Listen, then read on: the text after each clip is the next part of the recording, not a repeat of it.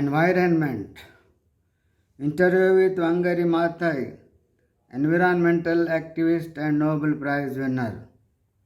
Wangari Maathai started the Green Belt movement and also fought for equal rights for women in Africa. She is the first African woman to win the Nobel Peace Prize. And now we shall read the excerpts from her interview with Nippon Hoso Kokai Radio, Japan. పర్యావరణం.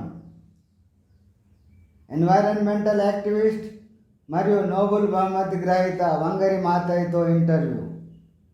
Vangari Maathai green belt ఉద్యమాన్ని ప్రారంభించి సమాన హక్కుల కోసం పోరాడారు. ఆఫ్రికాలోని మహిళల కోసం నోబెల్ శాంతి బహుమతిని గెలుచుకున్న మొదటి ఆఫ్రికన్ మహిళ ఆమె.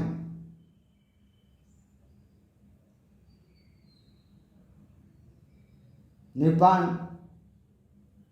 హోజోకోకై NHK రేడియో జపాన్తో ఆమె interview excerpts. NHK radio. How did you become aware of the environment? Wangari Maathai. From the time we started, we were trying to respond to the basic needs of people in the rural areas, and people were asking for clean drinking water, for food, for energy, which is mostly firewood, for building material, for fodder for the animals. And all these come from the land. So we knew that what the people in the rural areas were asking for had to do with the environment. They did not have those things because the environment was degraded. NHK radio. మీకు పర్యావరణం గురించి అవగాహన ఎలా వచ్చింది? వంగరి మాతాయ్. మేము ఉద్యమం ప్రారంభించిన సమయం నుంచి మేము ప్రజల యొక్క ప్రాథమిక అవసరాలకు ప్రతిస్పందిస్తూ గ్రామీణ ప్రాంతాల్లో ప్రజలు స్వచ్ఛమైన తాగునీరు, ఆహారం, శక్తి కోసం, ఇది ఎక్కువగా ఫైర్వుడ్, వంట చెరుకు, నిర్మాణ సామాగ్రి కోసం, పశుగ్రాసం కోసం అడుగుతూ వచ్చారు. మరియు ఇవన్నీ ల్యాండ్ నుంచి వస్తాయి. కాబట్టి గ్రామీణ ప్రాంతాల్లోని ప్రజలు అడుగుతున్న వస్తువులు ఎన్విరాన్మెంట్తో సంబంధం ఉన్నవని మాకు తెలిసింది. పర్యావరణం క్షీణించడం వల్ల వారికి ఆ వస్తువులు లభ్యం కాలేదు. So we knew that what the people in the rural areas were asking for had to do with the environment. They did not have those things because the environment was degraded. So from the very beginning, we understood that we have to rehabilitate the environment. The forested mountains were the source of water and the source of rain. So when you deforest, you cause a shortage of water and a change of rainfall patterns, and therefore people are not able to get food and water. Therefore, in order for them to have good environment that can sustain their livelihoods, it is important to have a government that accounts to them, that protects them, that protects their interest, that is concerned about their lives. కాబట్టి ఎన్వైరన్మెంట్ని పునరుద్ధరింపజేయాలని మేము అర్థం చేసుకున్నాం. అడవులతో నిండిన పర్వతాలు నీటికి మూలం మరియు వర్షానికి మూలం. అటవీ నిర్మూలన, నీటి కొరత మరియు రెయిన్ఫాల్ ప్యాటర్న్స్ మార్పుల వల్ల వారికి వాటర్, ఫుడ్ లభించడం లేదు. అందువల్ల వారికి మంచి ఎన్వైరన్మెంట్, వారి జీవనోపాధి, లైవ్లీహుడ్ నిలబెట్టగలగడం, వారికి కావలసిన ప్రభుత్వం ఉండడం ముఖ్యం. అది వారిని ప్రొటెక్ట్ చేస్తుంది, వారి ప్రయోజనాలను కూడా కాపాడుతుంది, వారి లైఫ్స్కి సంబంధించినటువంటిది. NHK radio. How is peace connected to a good environment? Wangari Maathai. Many wars that are fought in the world are fought over natural resources. Some wars are fought because the environment is so degraded that it is not able to support communities, and so they fight over the little that is left. Others are fought because some people want to take a lot of the resources to control them and to keep many other people out. NHK radio peace శాంతి మంచి ఎన్వైరన్మెంట్తో ఎలా అనుసంధానించబడింది. వంగరి మాత ప్రపంచంలో జరిగిన అనేక యుద్ధాలు సహజ వనరులపై నేచురల్ రిసోర్సెస్ కోసం జరిగినవి. ఎన్వైరన్మెంట్ క్షీణించినందున కమ్యూనిటీస్ని సపోర్ట్ చేసే పరిస్థితిలో లేనప్పుడు వారు మిగిలి ఉన్న కొద్దిపాటి ఎన్వైరన్మెంట్ పై పోరాడుతారు. మరికొందరు ఎక్కువ మొత్తంలో రిసోర్సెస్ని పొందడానికి, వాటిని నియంత్రించడానికి మరి అనేక ఇతర వ్యక్తులను పంపించి వేయడానికి పోరాడుతారు. Now whether this happens at the national level or at the regional level or even at the global level, sooner or later there is discontent, and when that discontent is strong enough there is conflict. So good management of the natural resources, equitable distribution of these resources is important for peace. At the same time, good management of the natural resources is not possible if you do not have democratic space, respect for human beings, respect of human rights, giving other people dignity. ఇది జాతీయ స్థాయిలో లేదా ప్రాంతీయ స్థాయిలో జరిగిన లేదా ప్రపంచ స్థాయిలో జరిగిన తొందరలోనే అసంతృప్తి ఉంటుంది మరియు ఆ డిస్కంటెంట్ తగినంత స్ట్రాంగ్ అయినప్పుడు కాన్ఫ్లిక్ట్ బయలుదేరుతుంది. కాబట్టి నేచురల్ రిసోర్సెస్ యొక్క మంచి నిర్వహణ, ఈ రిసోర్సెస్ సమాన పంపిణీ పీస్ శాంతికి ముఖ్యమైనవి.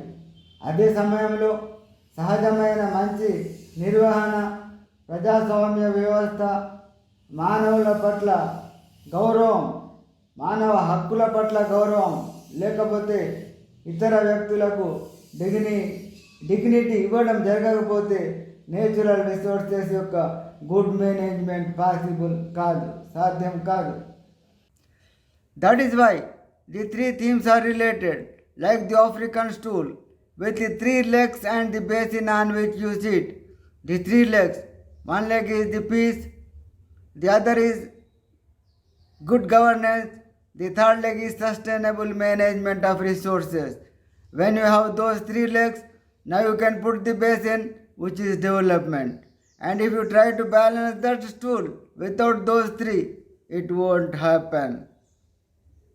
అందుకే త్రీ థీమ్స్ రిలేట్ అయి ఉన్నాయి. 3 లెగ్స్ కలిగి ఉన్న ఆఫ్రికన్ స్టూల్ వలె మరియు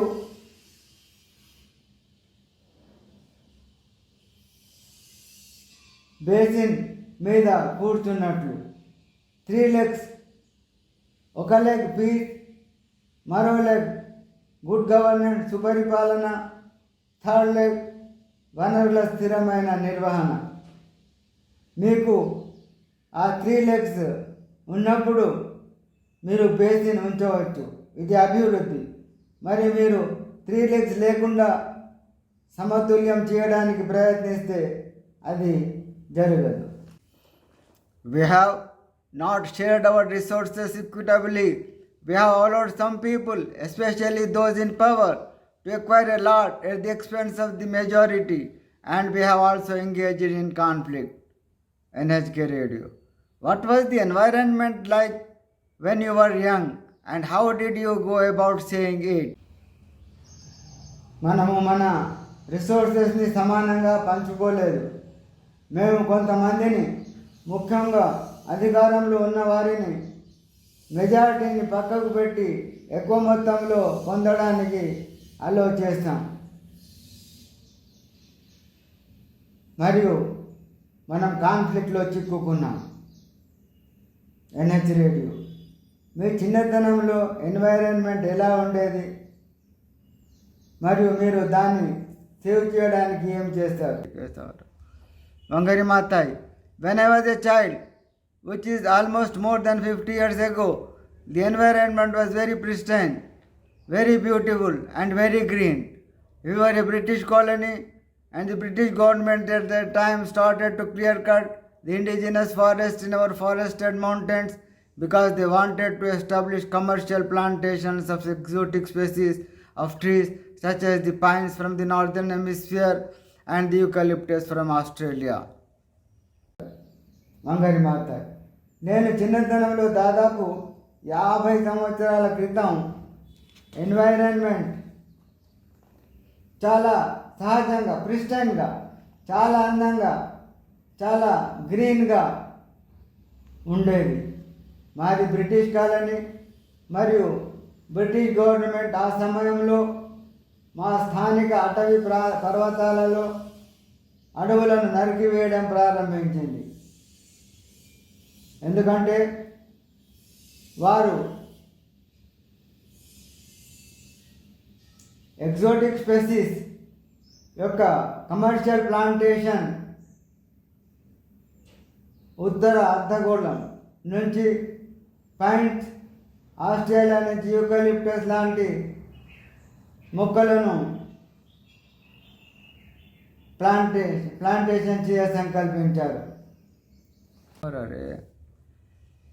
These trees are very nice. They grow tall and they grow very fast. But as they grow, they destroy all the local biological diversity. All the flora and fauna disappeared. So although we were getting commercial timber for the growing timber industry, we also destroyed our local flora and fauna. As a result, these forests, which were the water towers, were no longer able to contain the water. So when the rains fell, the water ran downstream and ended up in the lakes and oceans instead of going down into the underground. ఈ చెట్లు చాలా బాగా ఉంటాయి, అవి పొడుగా పెరుగుతాయి, మరి అవి చాలా వేగంగా పెరుగుతాయి. కానీ అవి లోకల్ బయాలజికల్ డైవర్సిటీని నాశనం చేస్తాయి. అన్ని వృక్షజాలం మరియు జంతుజాలం అదృశ్యమయ్యాయి. మేము కమర్షియల్ టింబర్, ఎదుగుతున్న టింబర్ ఇండస్ట్రీ కోసం పొందిన స్థానిక వృక్షజాలం మరియు జంతుజాలాన్ని డిస్ట్రాయ్ చేసుకున్నాం. ఫలితంగా ఈ ఫారెస్ట్ ఏవైతే వాటర్ టవర్స్గా ఉండేవో ఇకపై వాటర్ని కలిగి ఉండలేకపోయాయి. కాబట్టి వర్షాలు కురిసినప్పుడు నీరు దిగువకు వెళ్ళి భూగర్భ జలాశయంలోకి వెళ్ళే బదులు సరస్సులు మరియు మహాసముద్రాలలో కలిసేవి. అవి మనకు రివర్స్ రూపంలో మనకు తిరిగి లభించేవి.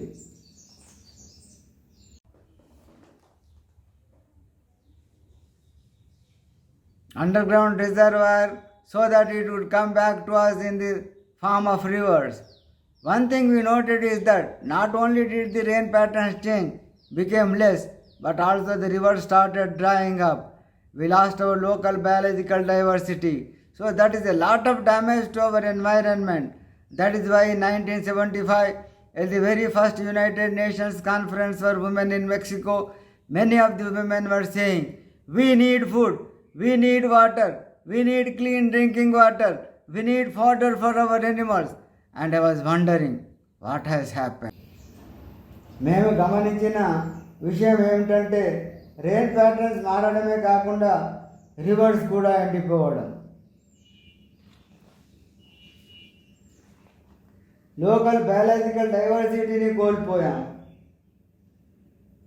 స్థానిక జీవ వైవిధ్యం తద్వారా మన ఎన్వైరన్మెంట్కి చాలా నష్టం జరిగింది. అందుకే 1975లో మొదటి ఐక్యరాజ్య సమితి మహిళల సదస్సు మెక్సికోలో చాలామంది మహిళలు మాకు ఆహారం కావాలి, మాకు నీరు కావాలి, మాకు స్వచ్ఛమైన త్రాగునీరు కావాలి, పశువులకు గ్రాసం కావాలి అని అంటూ వచ్చారు. మరియు నేను ఆశ్చర్యపోయాను, ఏం జరిగింది? These are things that were there 20 years ago when I was a child. The environment had changed, and that is when I started this campaign to restore the vegetation and to restore the land and to rehabilitate the forest. NHK Radio. What happened when you started working with the women? 20 ఏళ్ల క్రితం నా చిన్నప్పుడు ఇవన్నీ ఉండేవి. Environment మార్చబడింది.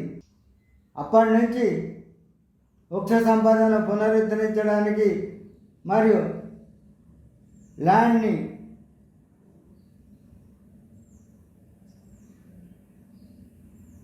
ఫారెస్ట్ని పునరుద్ధరించడానికి ప్రచారాన్ని ప్రారంభించాను. NHK radio. మీరు ఉమెన్తో పనిచేయడం ప్రారంభించినప్పుడు ఏం జరిగింది? Wangari Maathai. Well, the first time when I told them, let us plant trees, the women said they did not know how to plant trees. So I asked the foresters to come and teach them. But they were very complicated. They are professionals. It became very complicated for ordinary literate women.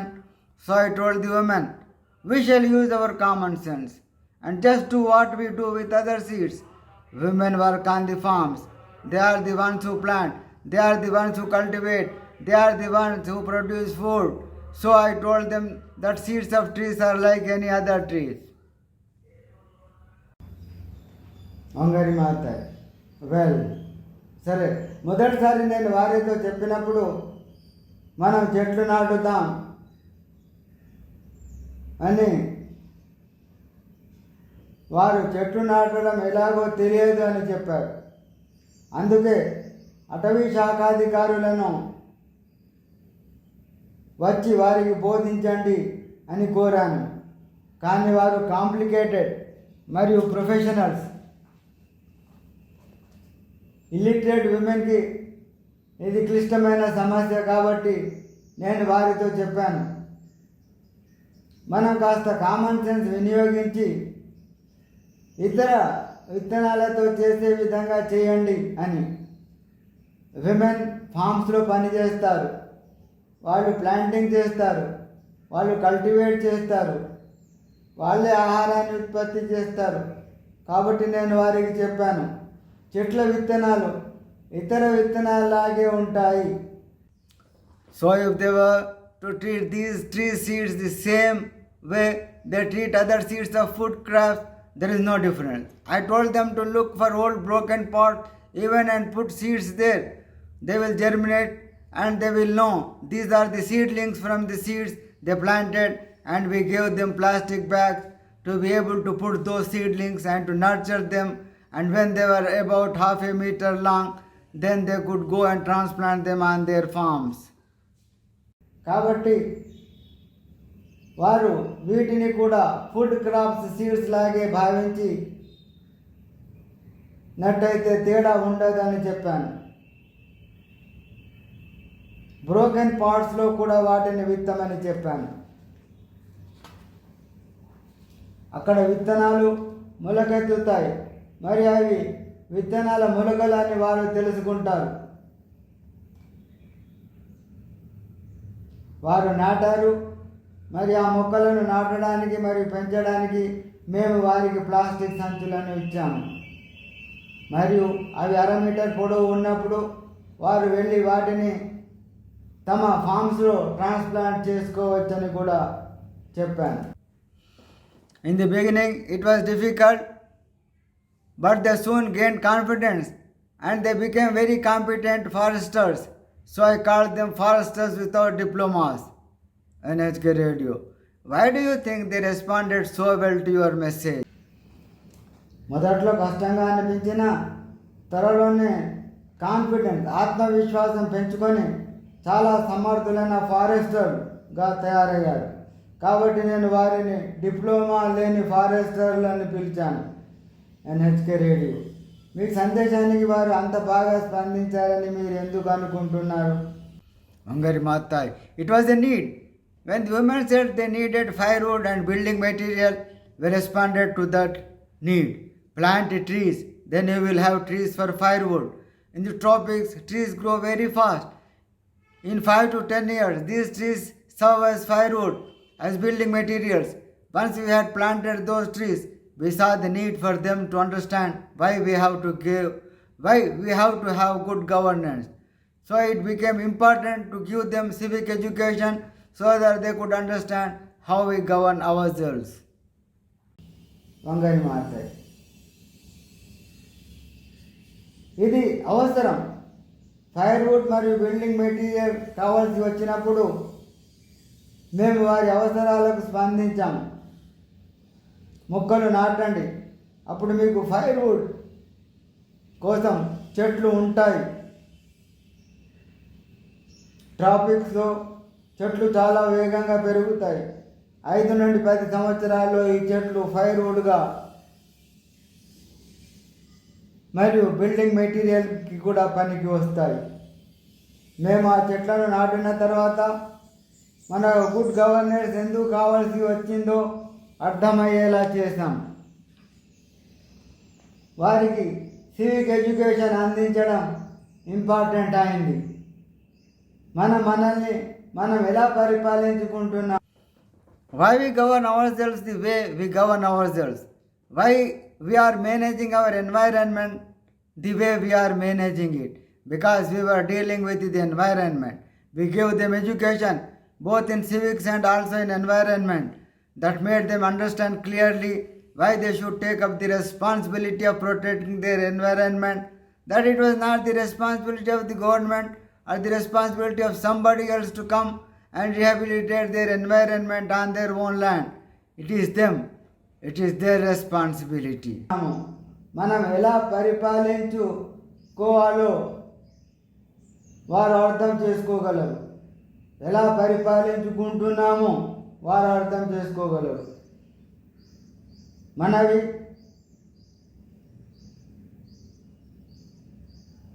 మన పర్యావరణాన్ని, ఎన్వైరన్మెంట్ని మనం నిర్వహించే విధంగా ఎందుకు నిర్వహిస్తున్నాం తెలుసుకుంటారు. ఎందుకంటే మనం ఎన్విరాన్మెంట్తో డీల్ చేస్తున్నాం.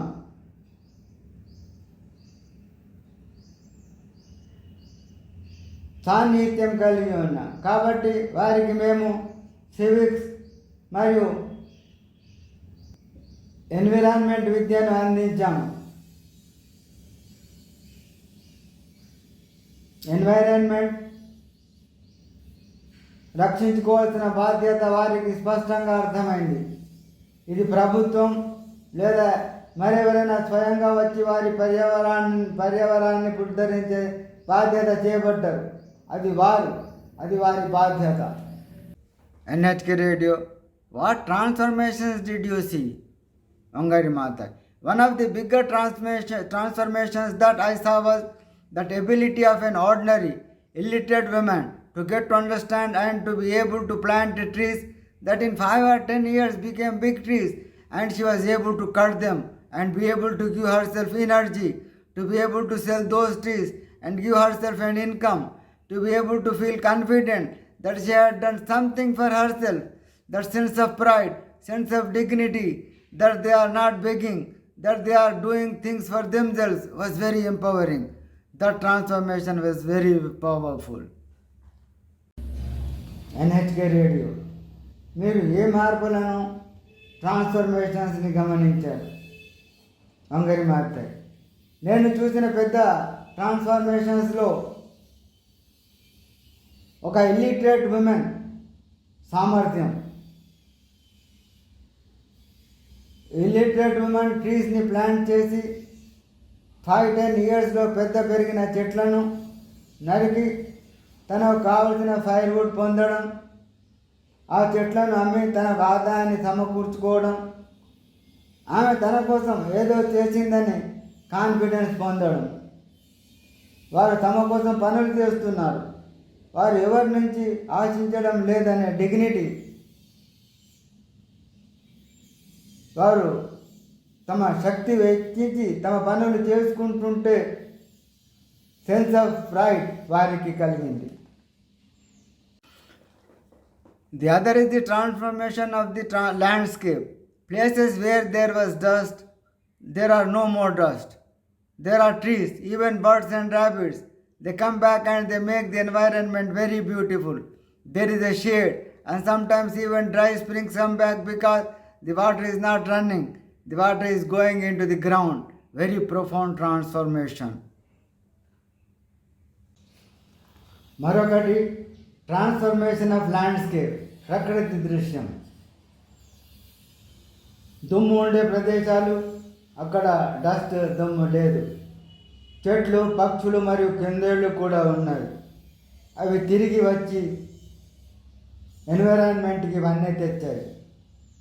ఎన్విరాన్మెంట్ చాలా అందంగా ఉంది, నీడ ఉంది, మరియు కొన్నిసార్లు డ్రై స్ప్రింగ్స్ కూడా తిరిగి వస్తాయి.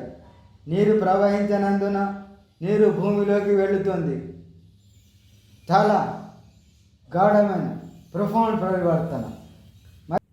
And the other transformation that I saw was the willingness of the people to fight for their rights, to decide that they have a right to a good, clean environment, to decide that they will fight for their forest, they will protect their forest, and they will not allow corrupt leaders to take their public land.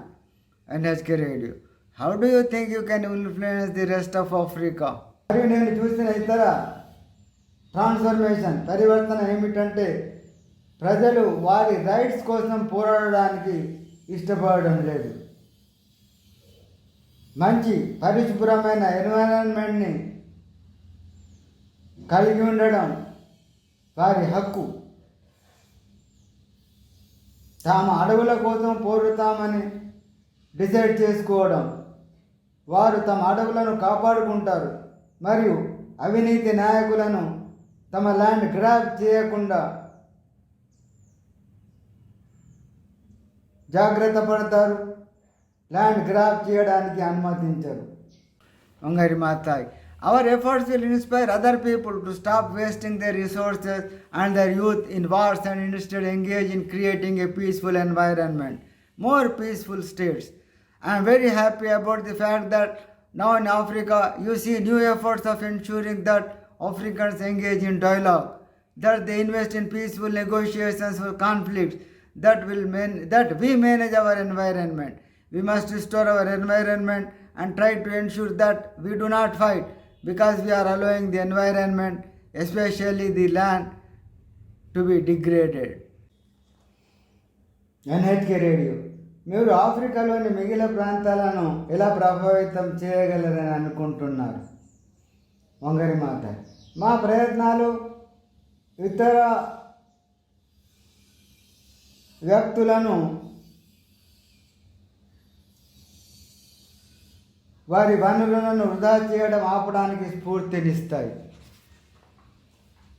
యువత యుద్ధాల్లో పాల్గొనే బదులుగా శాంతియుత వాతావరణాన్ని, peaceful environment, మరింత శాంతియుత రాష్ట్రాలను సృష్టించడంలో నిమగ్నమై ఉంటుంది. ఇప్పుడు ఆఫ్రికాలో మీరు కొత్త ప్రయత్నాలను చూస్తున్నందుకు నేను చాలా సంతోషంగా ఉన్నాను. ఆఫ్రికన్లు సంభాషణలో పాల్గొంటారు.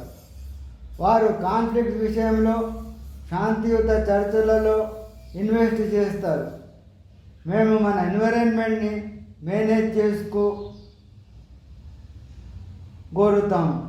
మన పర్యావరణాన్ని పునరుద్ధరించాలి మరియు మనం ఫైట్ చేయకూడదు. ఎందుకంటే ఎన్వైరన్మెంట్ని, ముఖ్యంగా భూమిని క్షీణింపజేస్తున్నాము. And then we fight over agricultural land and grazing land. I see a lot of hope in what is happening in Somalia, what is happening in the Sudan, what is happening in West Africa. I see a lot of African leaders encouraging each other to engage in dialogue.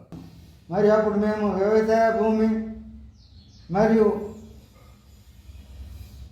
Grazing land కోసం fight చేయవలసి వస్తుంది. నేను చాలా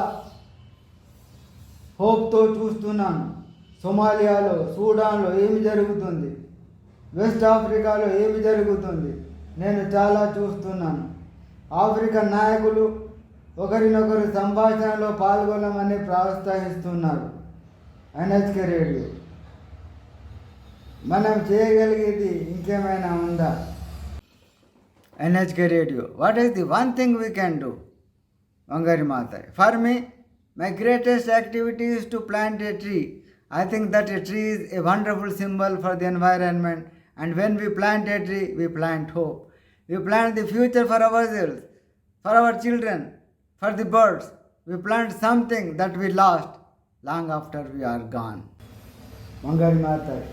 నాకు నా greatest activity ఒక చెట్టును నాటడం.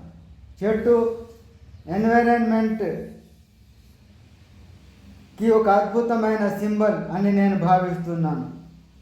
మరియు మనం ఒక చెట్టును నాటినప్పుడు మనం ఆశను, హోప్ని నాటుతాం. మనం మన ఫ్యూచర్ని, మన పిల్లల కోసం,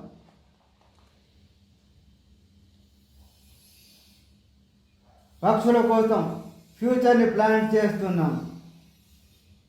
మనం పోయిన తర్వాత కూడా చాలా కాలం పాటు మనగలిగే వాటిని మనం ప్లాన్ చేస్తాం.